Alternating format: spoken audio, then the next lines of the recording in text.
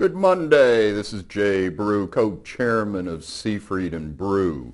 The last two webcasts, what we've been talking about is strategic planning for community banks. The first one we looked at was a top 15th percentile bank.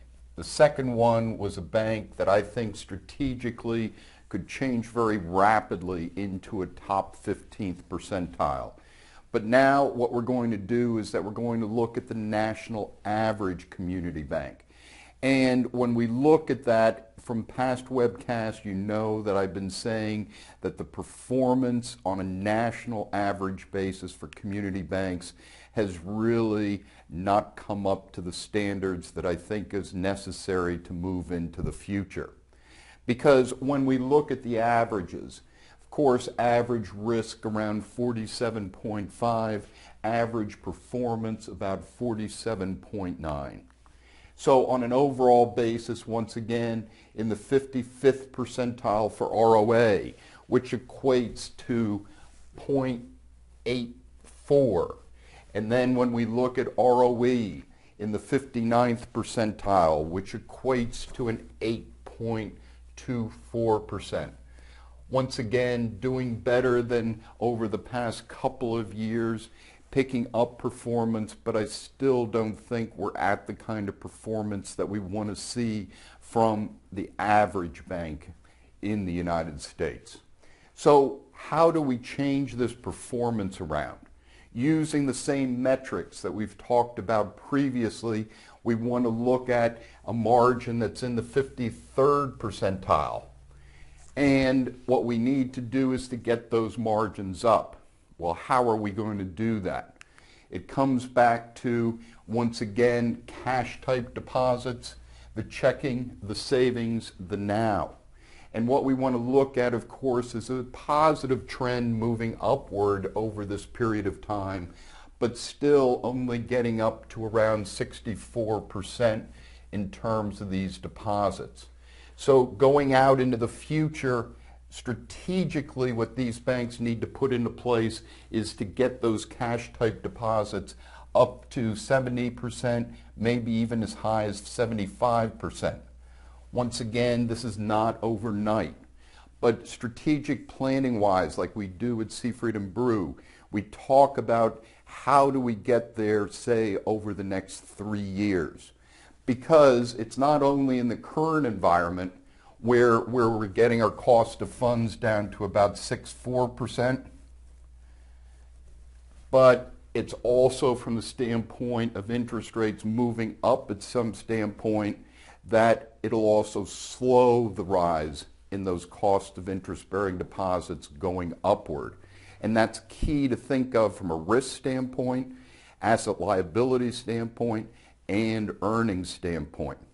So when we think about this, is that really if you had more cash type deposits, as we showed in the previous situations, that you can get that cost of funds down more significantly than being around about 0.64%.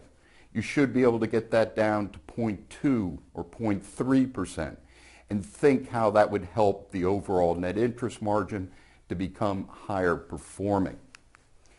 Tax burden, we keep talking about this. Once again, on a national average basis, they're in the 44th percentile, which would be considered just average performance for tax burden. So we ask the question, what if we were able to become tax efficient, which would be a target over time? Once again, I would lay a strategy for this national group to get that down to about a 20% tax burden over the next 3 to 4 years, that essentially it's going to bring ourselves up into the high performance category, ROA and ROE. And this is needed in here to get to be higher performing, is to become tax efficient and to have a tax strategy. So it moves the needle, becoming more tax efficient. And of course, the other area that we keep hitting on is net overhead. Because in net overhead, what we're looking at, the national average group, 2.23%. right now in terms of net overhead. Historically, you go back to the national group, that's been closer to 2%. And when we went through the financial crisis with the cost of dealing with that higher level of non-current loans, those loan issues, that pushed up the overall net overhead, but we haven't seen it come back down to historical averages. But you know from my past webcasts that I believe that banks can do better because there's community banks out there that have net overhead at 1.8%. Once again, this is a thing more over time. This is doing things like the Seifert and Brew McGuffin method, where you work over time to bring that net overhead down into an area that is higher performing. So when we look at that, to be able to do that, you can see that that brings us up into the 83rd percentile in terms of ROA and the 82nd percentile in terms of ROE. So for the national group, if we set this strategy over the next 3 to 5 years, my feeling is that putting both of those into place pushes the national group into the top 15th percentile. It takes work to be able to do this. But if you sit there and you do strategic planning the way that we do it at Seifert and Brew and lay out a plan, you can get there. This is Jay Brew, co-chairman of Seifert and Brew. Have a great week.